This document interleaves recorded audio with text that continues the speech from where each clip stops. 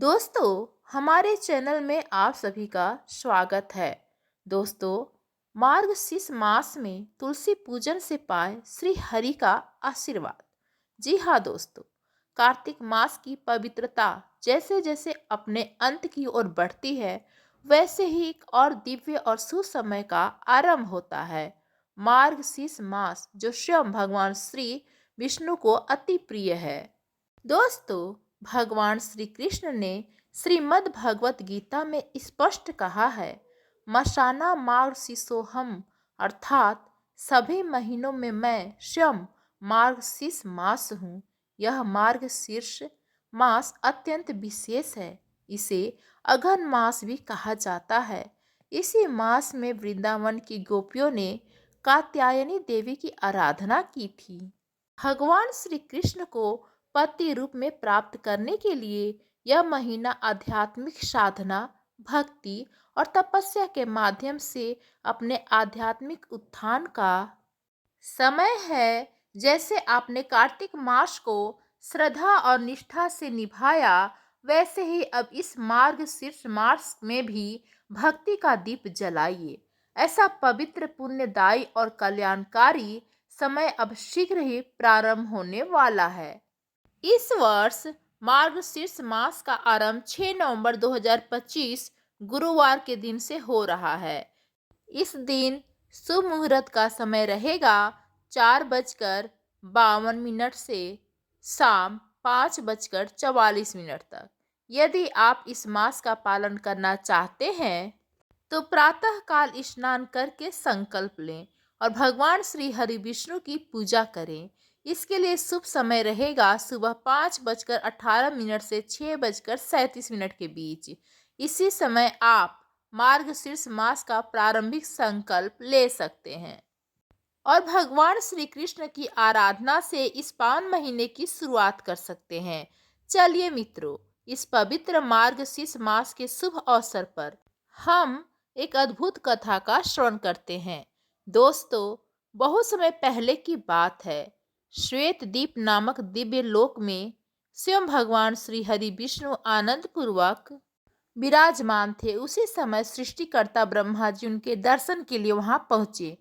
उन्होंने भगवान को प्रणाम किया, उनकी स्तुति की और बड़े विनम्र भाव से निवेदन किया, हे नारायण, आप संपूर्ण सृष्टि के आधार हैं। आपके नामों का श्रवण और कीर्तन ही जन्म जन्मांतर के पापों को नष्ट कर देता है। आपने स्वयं कहा है, माशाना मार्गशीर्षोहम, अर्थात सभी महीनों में मैं मार्गशीर्ष मास हूँ। अतः प्रभु कृपा करके बताइए कि यह मार्गशीर्ष मास इतना पवित्र क्यों है? इसका वास्तविक महत्व क्या है? ब्रह्मा जी की यह जिज्ञासा सुनकर भगवान हरि विष्णु मुस्कुराए और बोले, हे ब्रह्मा जी, जो भी भक्त मेरे प्रति श्रद्धालु है, उन्हें मार्गशीर्ष मास का पालन अवश्य करना चाहिए।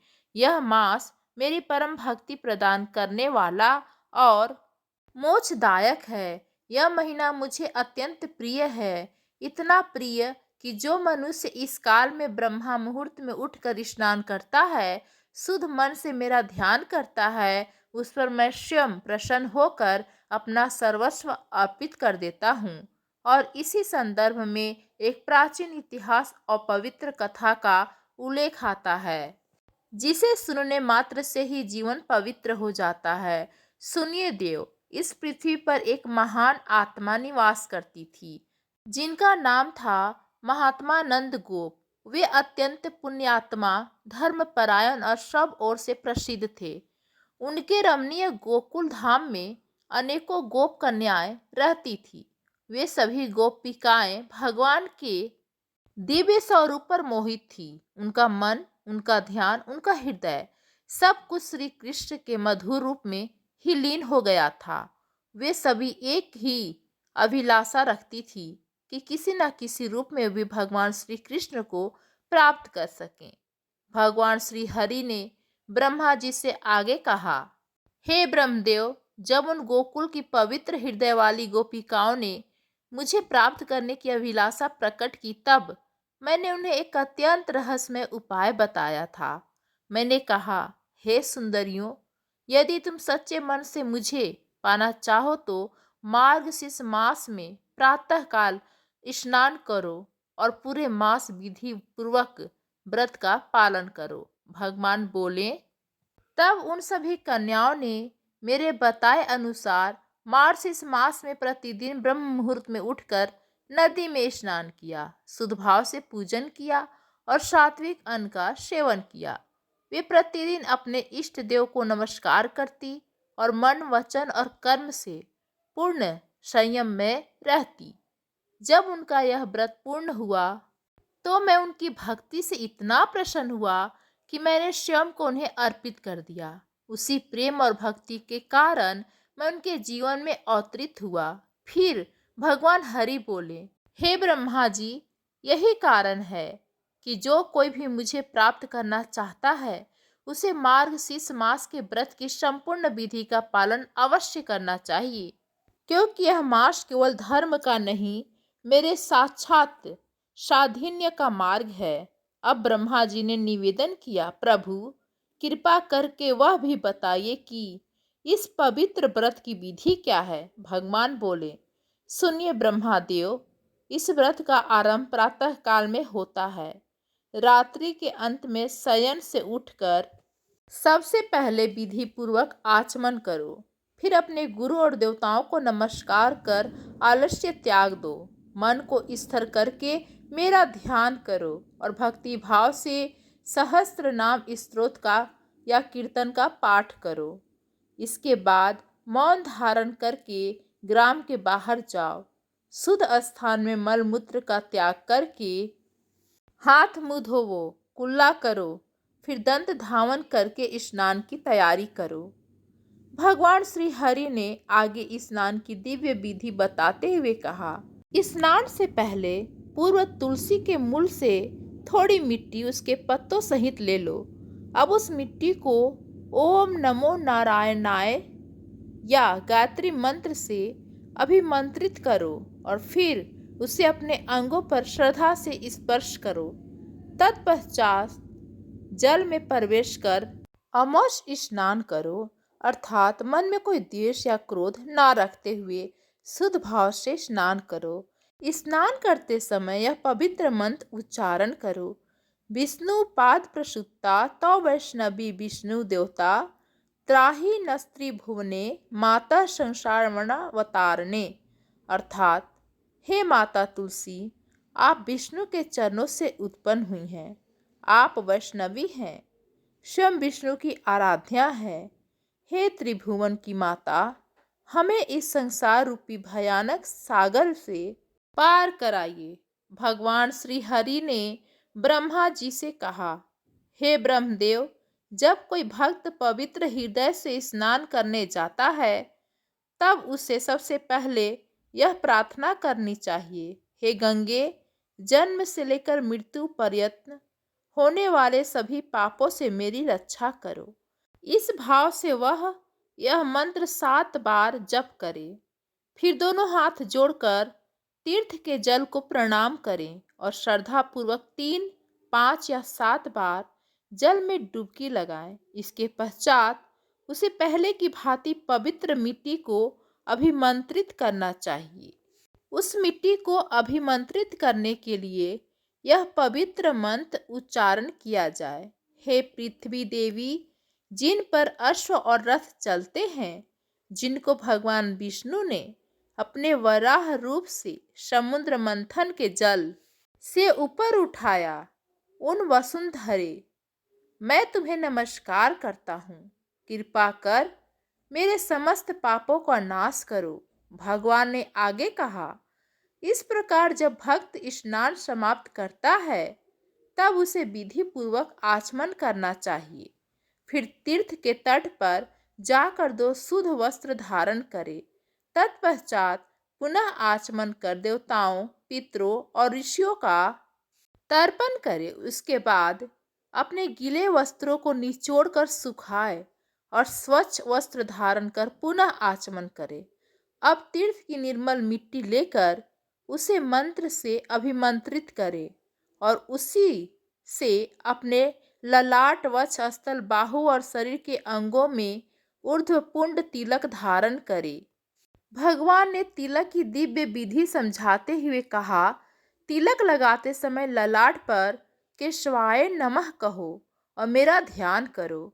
इसी प्रकार उदर पर नारायणाय नमः, वक्षस्थल पर माधवाय नमः, कंठ कुंभ पर गोविंदाय नमः, दक्षिण कुक्षी में विष्णुवे नमः, दक्षिण भुजा में मधुसूदनाय नमः, कानों के मूल भाग में त्रिविक्रमाय नमः, वाम पार्श्व में वामनाय नमः, बाई भुजा पर श्रीधराय नमः, पीठ पर पद्मनाभाय नमः, गर्दन के पीछे दामोदराय नमः और मस्तक पर वासुदेवाय नमः का न्यास करो।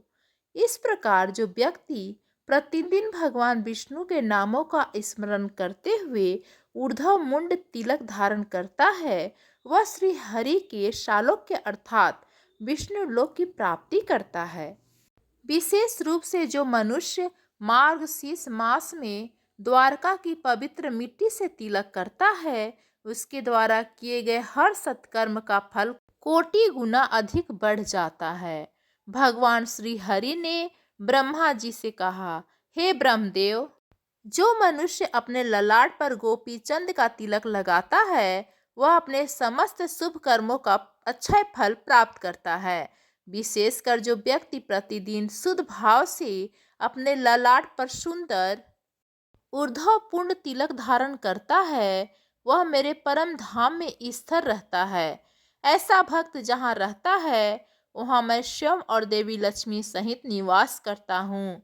और जब उस भक्त की मृत्यु का समय आता है, तब यदि उसके ललाट, हृदय, भुजाओं और मस्तक पर गोपी चंदन विद्यमान हो, तो वह बिना किसी बाधा के लक्ष्मीपति विष्णु लोक को प्राप्त करता है। भगवान ने आगे कहा, हे देव, जिस मनुष्य के ललाट पर गोपी चंदन तिलक होता है, वह मेरे प्रभाव से ग्रहों, राक्षसों, यक्षों, पिशाचों, नागों और भूत प्रेतों की किसी भी पीड़ा से सदा सुरक्षित रहता है। अतः मेरा प्रिय बनने के लिए अपने कल्याण की रक्षा हेतु मेरा प्रत्येक भक्त प्रतिदिन प्रातःकाल और संध्या काल श्रद्धा पूर्वक मेरी पूजा, जप, होम और ध्यान करे और तब ऊर्ध्वपुंड तिलक धारण करे। यह तिलक संसार के बंधनों को काटने वाला, पापों को जलाने वाला और मुक्ति देने वाला होता है। भगवान ने आगे कहा, जो भी भक्त तुलसी की लकड़ी की माला मुझे भक्ति भाव से अर्पित करता है और फिर उसी माला को प्रसाद रूप में धारण करता है, उसके समस्त पाप नष्ट हो जाते हैं। मैं सदैव उस पर प्रसन्न रहता हूँ और उसके घर में सुख, शांति और समृद्धि का वास होता है। जिसे घर में तुलसी का पौधा, उसका सूखा या हरा पत्ता विद्यमान रहता है, वहाँ कलयुग का पाप प्रवेश नहीं कर पाता है। इसलिए हे ब्रह्मदेव, हर भक्त को तुलसी माला को अवश्य धारण करना चाहिए। इस प्रकार जो भक्त पदाक्षी माला, कमल बीज की माला मुझे अर्पित करने के बाद श्रद्धा से धारण करता है, उसे अनंत पुण्य की प्राप्ति होती है। अब हे ब्रह्मदेव, भक्त को मानसिक रूप से अपने समक्ष एक सुंदर रत्नमय सिंहासन की कल्पना करनी चाहिए और उस पर अष्टदल कमल का ध्यान करना चाहिए। उस कमल के प्रत्येक दल में ओम नमो नारायणाय मंत्र का एक एक अक्षर विद्यमान है। उस दिव्य कमल पर मुझे चतुर्भुज रूप में करोड़ों चंद्रमाओं के समान तेजस्वी स्वरूप में स्थित देखो। मेरे हाथों में शंख, चक्र, गदा और पद सुशोभित है। मेरे नेत्र पूर्ण खिले हुए कमल दल के समान विशाल और शीतल हैं। उस क्षण जो मनुष्य इस ध्यान में स्थिर होता है, वह अपने हृदय में परम विष्णु का साक्षात दर्शन कर लेता है। भगवान श्री हरि ने ब्रह्मा जी से कहा, हे ब्रह्मदेव, जब कोई भक्त मेरा ध्यान करता है, तब उसे मेरे उस दिव्य स्वरूप का ध्यान करना चाहिए जो समस्त शुभ लक्षणों से युक्त है। मेरे वक्षस्थल पर श्री वत्स चिन्ह और कौस्तुभ मणि अद्भुत आभा बिखेर रहे हैं। मेरी कटी पर पीतांबर वस्त्र शोभायमान है और मेरा समूचा विग्रह दिव्य रत्नों, अलंकारों और हारों से अलंकृत है। मेरा शरीर दिव्य चंदन से चर्चित है और मेरे गले में तुलसी के कोमल दलों से बनी वनमाला मनोहर सुगंध बिखेर रही हैं। मेरे अंगों की कांति करोड़ों प्रभात कालीन सूर्यों के समान तेजस्वी हैं और मेरे साथ साक्षात महालक्ष्मी, जो स्वयं समस्त शुभ लक्षणों से संपन्न है, विराजमान है। फिर भगवान बोले, हे ब्रह्मदेव, इस प्रकार मेरे दिव्य स्वरूप का ध्यान करते हुए मन को मुझ में एकाग्र करो। अब श्रद्धा और भक्ति से मेरे मंत्र ओम नमो नारायणाय का यथाशक्ति 100 बार या कम से कम 18 बार जप करो। सबसे पहले मानसिक पूजा करो और फिर ब्राह्मण रूप से पूजन सामग्री द्वारा विधिवत पूजा करो। जब मेरा स्मरण करते हुए पूजन प्रारंभ करो, तब पहले मंगल पाठ करो और उसके पश्चात मेरे परम प्रिय पांचजन्य शंख का पूजन करो। भगवान श्री हरि ने शंख की पूजा की विधि बताते हुए कहा, हे ब्रह्मदेव, जब शंख का पूजन करो तब इन पवित्र शब्दों का उच्चारण करो। हे पांचजन्य, तुम सागर से उत्पन्न हुए हो और स्वयं भगवान विष्णु ने तुम्हें अपने कर कमलों में धारण किया है। समस्त देवताओं ने मिलकर तुम्हें अलंकृत किया है। तुम्हें मेरा नमस्कार है। तुम्हारी गर्जना से बादल कांप उठते हैं, देवता और असुर भयभीत हो जाते हैं और तुम्हारी उज्जवल आभा 10,000 चंद्रमाओं के समान प्रखर है। भगवान बोले, इस प्रकार शंख पूजन के बाद मेरे विग्रह से सुगंधित तेल से अभ्यंग करें। फिर कस्तूरी मिश्रित चंदन उपटन लगाएं और पवित्र जल से मंत्रोच्चार सहित स्नान कराएं। तत्पश्चात मेरे चरणों में पाग, अधय और आचमन अर्पित करें। फिर दिव्य वस्त्र, आभूषण और पुष्पों से मेरे विग्रह को अलंकृत करें। उसके बाद मेरे विग्रह को रत्नमय पीठ पर स्थापित करके श्रद्धा और प्रेम पूर्वक गंध, पुष्प, धूप, दीप और नैवेद्य अर्पित करें। खीर, पूवे, लड्डू और नाना प्रकार के दिव्य व्यंजन भोग स्वरूप अर्पण करें। अंत में कपूर युक्त पान भक्ति भाव से अर्पित करें, जिससे मेरी पूजा पूर्ण मानी जाती है। मित्रों, अब एक दिव्य कथा सुनिए। कुछ समय पहले की बात है। आनंदपुर नामक गांव में एक नन्हा बालक रहता था। उनका नाम था गोपाल। गरीब माँ का बेटा था, पिता नहीं थे, लेकिन उसके चेहरे पर हर समय एक दिव्य मुस्कान रहती थी। हर सुबह वह तालाब के किनारे जाता और मिट्टी का एक छोटा सा शंख बनाता और कहता, ये मेरा शंख है, इससे मैं भगवान श्री कृष्ण को बुलाऊंगा। गांव वाले हंसते, अरे गोपाल, भगवान तेरे मिट्टी के शंख में आने वाले हैं क्या? गोपाल मुस्कुराता, जब भगवान सादे झोपड़े में जन्म ले सकते हैं तो मेरे मिट्टी के शंख में क्यों नहीं आएंगे? मार्गशीर्ष मास शुरू हुआ।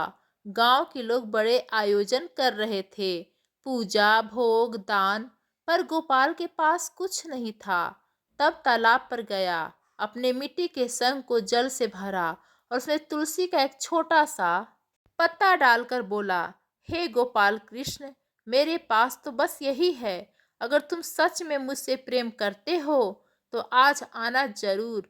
फिर वह वहीं बैठा रहा। धीरे धीरे आसमान में सूर्य डूब गया। हवा में तुलसी की खुशबू फैल गई। अचानक तालाब का जल चमकने लगा और उसी जल से एक सुनहरा बालक प्रकट हुआ। मुरली हाथ में, आंखों में प्रेम की चमक लिए हुए वह मुस्कुराया और बोला, गोपाल, मैं तेरे प्रेम से खींचकर आया हूँ। गोपाल कांपते हुए बोला, हे श्री कृष्ण, सच में तुम आ गए? भगवान ने कहा, हाँ मेरे बालक, जो भक्त मार्गशीर्ष मास में सच्चे मन से प्रेम करता है, मैं स्वयं उसके सामने आ जाता हूँ। तूने सोना चांदी नहीं चढ़ाया, पर तेरे मिट्टी के शंख में निर्मल हृदय था। यही सबसे बड़ा पूजन है। भगवान ने गोपाल के माथे पर हाथ रखा और वहीं अदृश्य हो गए। पीछे छोड़ गए एक सुनहरी चमकता हुआ शंख। जब गांव वाले वहां पहुंचे तो उन्होंने वह शंख देखा। गोपाल ने कहा, देखो यह भगवान का प्रेम पत्र है। उन्होंने कहा, जहां भक्ति सच्ची हो वहां मैं स्वयं आ जाता हूँ।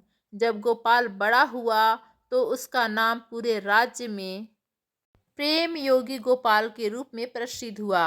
लोग कहते हैं, जिसे भगवान स्वयं मिलने आए वो बालक कितना भाग्यशाली होगा। और गांव में आज भी कहा जाता है, जो मार्गशीर्ष मास में तुलसी और प्रेम से भगवान को पुकारे वहां स्वयं भगवान विष्णु मुस्कुराकर उतर आते हैं। याद रखें मित्रों, भगवान को प्रिय इस पवित्र मास में उनकी कथा, महिमा और नाम का प्रसार करना स्वयं में एक महान पुण्य कर्म है।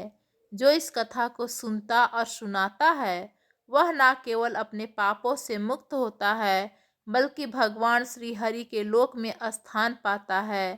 प्रिय श्रद्धालु जन, यदि आज की यह दिव्य कथा आपके हृदय को स्पर्श किया हो तो इसे अपने परिवार, मित्रों और भक्ति भाव रखने वाले सभी जनों तक जरूर पहुंचाएं।